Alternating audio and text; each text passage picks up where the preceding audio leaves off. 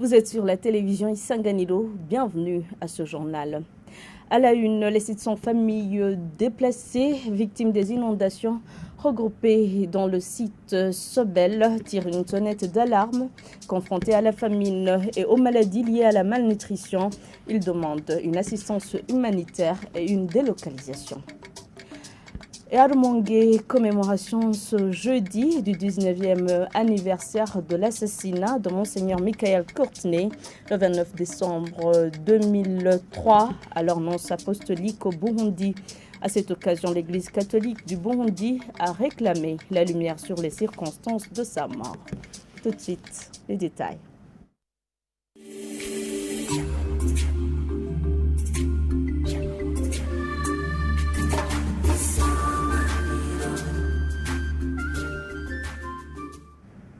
Encore une fois, bienvenue. Plus de 700 familles des victimes des inondations rassemblées dans le site Sobel en commune Mutimbouzi réclament une assistance humanitaire. Après plus de 2 ans à camper dans ce site, ils indiquent qu'ils sont confrontés à la famine. Des cas de maladies liées à la malnutrition sont rapportés selon Chiza Emmanuel, responsable de ce site. Il demande au gouvernement une délocalisation. Le point avec Lydie Gahimbari. baravuze yuko bazoduhanisha ntibaduhanishije none bashaka tugire turagiye kuko natwe turagwara malaria idakira y'inzara. Après plus de 2 ans qui sont installés dans ce camp, des tentes dans lesquelles elles vivent sont déchirées. À l'intérieur, on y trouve des chambres séparées par des sacs déchirés. Plus de 3 familles partagent une même tente. Ces victimes n'ont pas des matelas, non plus de couvertures. Pendant la saison pluvieuse, ils dorment à la belle étoile. Déplore-t-elle. Ici, nous avons 2 problèmes. Lorsqu'il pleut, nous nous réveillons brusquement pour se protéger contre les eaux de pluie.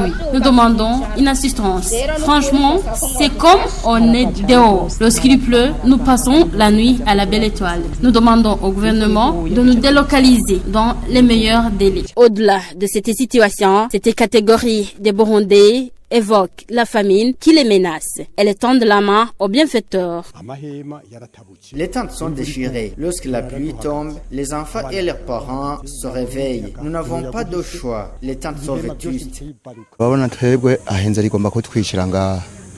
Nous sommes menacés par la famine. Nous n'avons pas d'occupation. Par conséquent, nous ne pouvons pas nourrir la famille. Même 1 kilo de farine de manioc coûte 1600 francs. Qu'ils nous aident.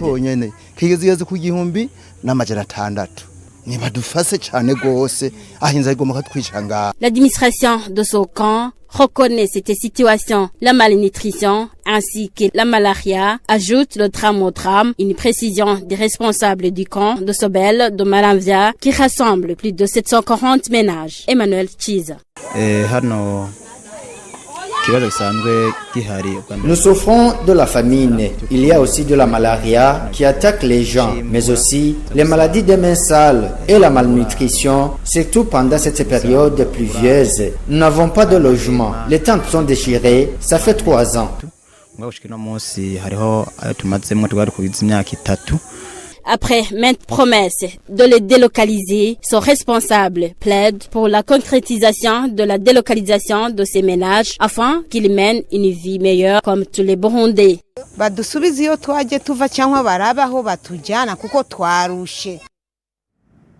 Merci Lydie Gahimbade. 40% des terres burundaises doivent être exclusivement réservées à l'agriculture. Des coopératives de grande envergure pouvant recruter des agronomes et des planificateurs économistes pour booster la production agricole doivent être mises en place. Ce sont certaines des pistes de solutions proposées par Francis Dohero, politicien burundais, en réponse au défi d'insuffisance de la production agricole observé ces derniers jours. Pour lui, si rien n'est fait en termes de réforme agraire, la population burundaise, estimée à 25 millions dans 20 ans, va de plus en plus souffrir de faim.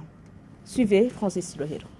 Je proposais que l'agriculture burundaise et l'élevage, l'agro-pastoral, puissent occuper un minimum de 40% de notre territoire et que les forêts qui vont ensemble avec l'agriculture puissent occuper également 40%. J'envisageais que la population burundaise, autant qu'elle puisse croître, ne puisse pas dépasser une superficie de 12% et qu'on ait environ 8% de réserves pour ce qui pourrait augmenter dans le temps. Si donc on n'est pas capable de réformer notre agriculture, en lui donnant des espaces, en lui donnant des moyens, on ne pourra pas s'en tirer d'ici peu. J'avais parlé de coopérative, mais malheureusement, la coopérative au Burundi a pris un autre sens, comme si c'était une parade politique, comme si c'était une mobilisation politique. Malheureusement, je le dis, la coopérative doit être une entité de production. Quelque part, on ne fait pas de politique de partisanerie, mais là où les gens doivent produire. Le Burundi n'a pas besoin des milliers de coopératives, mais d'une coopérative scientifique où les gens savent ce qu'ils doivent faire.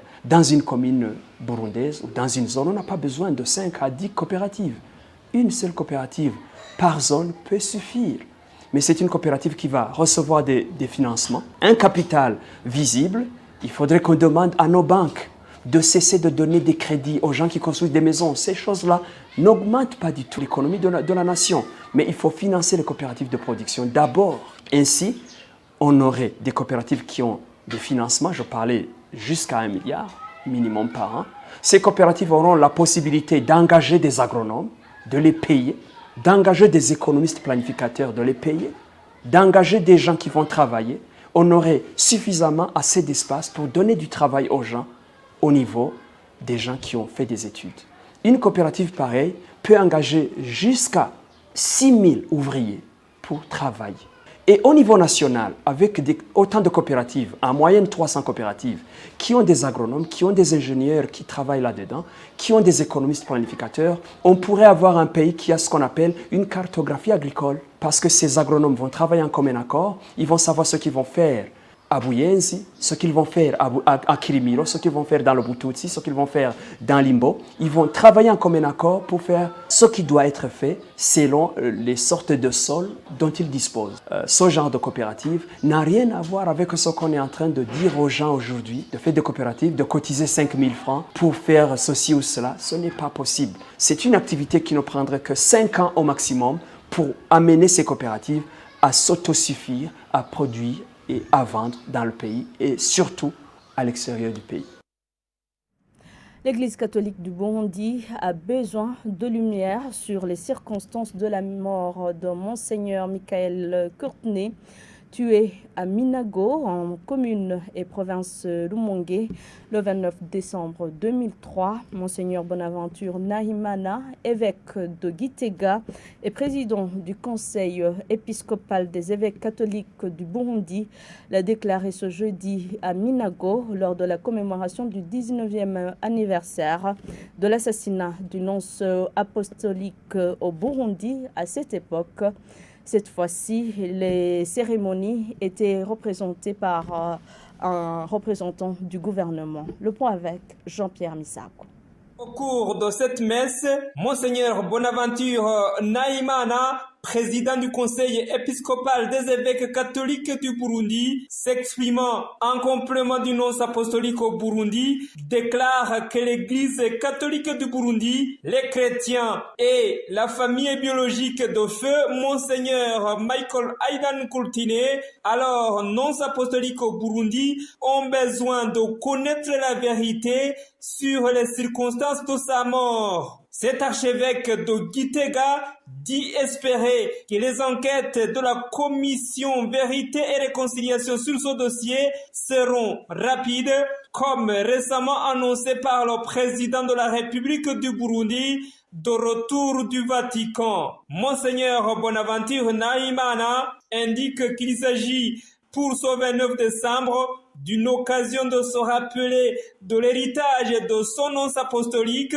que la paix et les Burundais doivent se donner corps et âme pour la paix et la sauvegarder. Cette fois-ci, le gouvernement du Burundi avait délégué le secrétaire permanent au ministère ayant les relations extérieures dans ses attributions pour le représenter dans ces cérémonies, aux côtés d'un délégué du gouverneur de Rumongue et du chef de zone Minago, ont également répondu présents dans ces cérémonies, un acte vivement salué par Monseigneur Salvatore Nichi Terese, évêque du diocèse catholique de Bururi, qui présidait cette messe et qui salue également le pas franchi par la sévère dans ses enquêtes sur ce dossier. Jean-Pierre Misago depuis Minago, Radio Isanganiro. En actualité internationale, l'Algérie pourrait boycotter le championnat d'Afrique des Nations, faute de vol direct vers l'Algérie.